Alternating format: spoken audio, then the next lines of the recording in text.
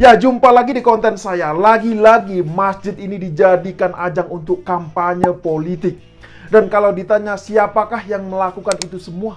Ya siapa lagi kalau bukan ex-gubernur 212 Anies Baswedan. Parah sekali kan?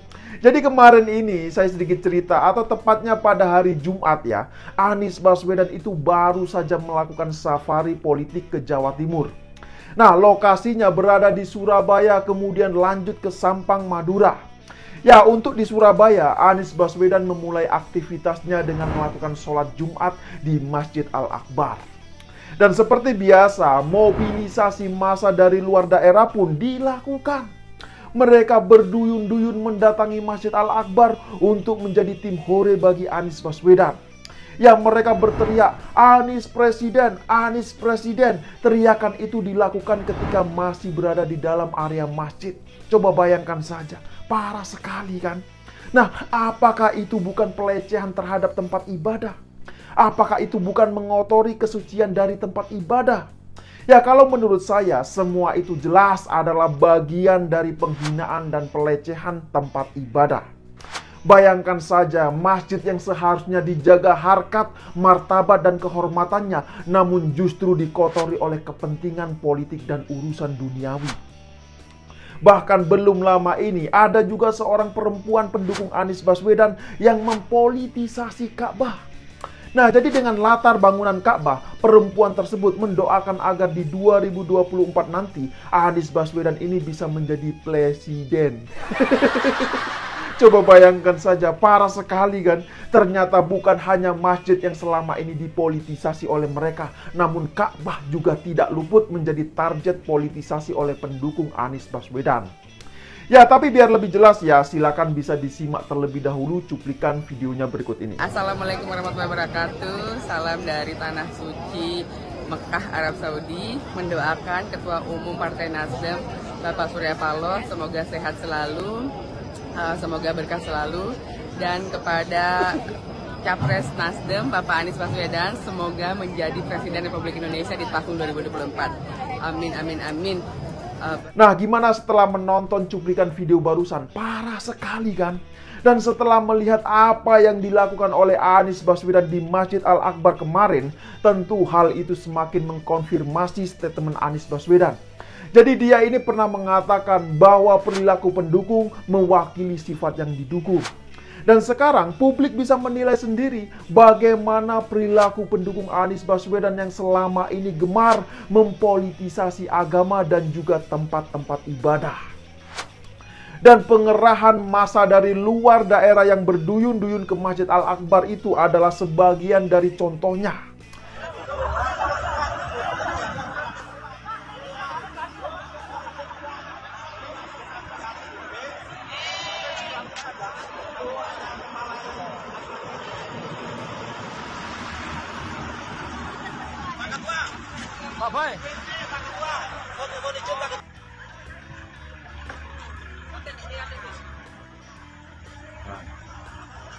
Nah, lucunya adalah momen sholat Jumat di Masjid Al-Akbar tersebut ya, malah di-framing oleh pendukung Anies Baswedan. Jadi mereka ini mengklaim bahwa sholat Jumat tersebut itu adalah sholat duhur, begitu katanya. Parah sekali kan? Lah ini gimana ceritanya coba? Masa ya sholat Jumat tapi di-framing menjadi sholat duhur? Ya lagian di mana-mana ya, kalau sholat Jumat itu ya pasti ramai lah.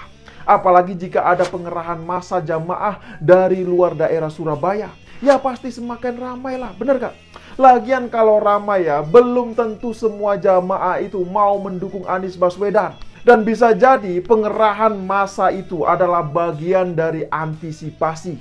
Nah, antisipasi untuk apa? Ya antisipasi agar nantinya tidak terlihat sepi. Makanya jamaahnya kemarin itu diimpor dari luar daerah Surabaya. Bahkan ada yang dari Pasuruan, kemudian Mojokerto, dan juga dari beberapa daerah lainnya. Bayangkan saja jamaah sholat pun diimpor dari daerah lain coba. Lah ini kan parah sekali, bener gak? Ya sekarang coba bayangkan kalau itu beneran bukan sholat Jumat. Dijamin pasti jamaahnya ini akan lebih sepi. Dan bicara soal safari politik Anies Baswedan di Jawa Timur kemarin, ada kejadian lucu yang membuat saya jadi bertanya-tanya. Ya, misalnya soal robohnya layar LED ketika safari politik Anies Baswedan di Pondok Pesantren atau Ponpes At-Taroki Sampang, Madura. Jadi waktu kunjungan Anies Baswedan ke Madura itu ya, hujan disertai angin kencang ini tiba-tiba terjadi di lokasi acara. Dan akibat kejadian tersebut, layar LED ukuran raksasa pun roboh menimpa motor dan mobil di area parkiran. Nah, pertanyaannya adalah apakah itu semua bagian dari kebetulan? Atau jangan-jangan kejadian tersebut bagian dari sial saat kedatangan Anies Baswedan? Ya siapa tahu kan, benar gak? Ya sekarang coba perhatikan saja deh. Sudah sering kali kejadian aneh yang seperti ini menimpa Anies Baswedan. Misalnya belum lama ini ada kejadian viral bahwa kuda delman yang ditumpangi Anies Baswedan ternyata ngamuk dan berjalan mundur ketika acara deklarasi bersama PKS. Ya padahal sebelumnya kudanya itu tidak ada masalah. Semuanya berjalan dengan normal. Tidak ada masalah sama sekali. Nah, ketika Anies Baswedan pindah kursi di bagian depan, atau tepatnya di sebelah kusir, tiba-tiba kudanya ngamuk dan berjalan mundur coba.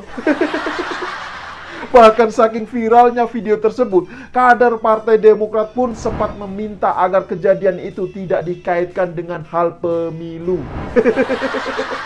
Kasihan sekali Demokrat ini. Belum apa-apa kok sudah panik seperti itu coba. Dan tidak hanya sampai di situ loh ya. Bahkan kejadian-kejadian aneh lainnya juga masih banyak yang menimpa Anies Baswedan. Ya misalnya ketika Anies Baswedan ini hadir di acara bersama Partai Nasdem di Pekanbaru, tiba-tiba panggung acara tersebut ambruk coba. Aneh sekali kan? Padahal saat itu cuacanya ini lagi cerah, tidak ada hujan maupun angin kencang. Tapi anehnya panggung acara tersebut tiba-tiba ambruk. Nah, tapi biar lebih jelas ya, silakan bisa disimak terlebih dahulu cuplikan videonya berikut ini.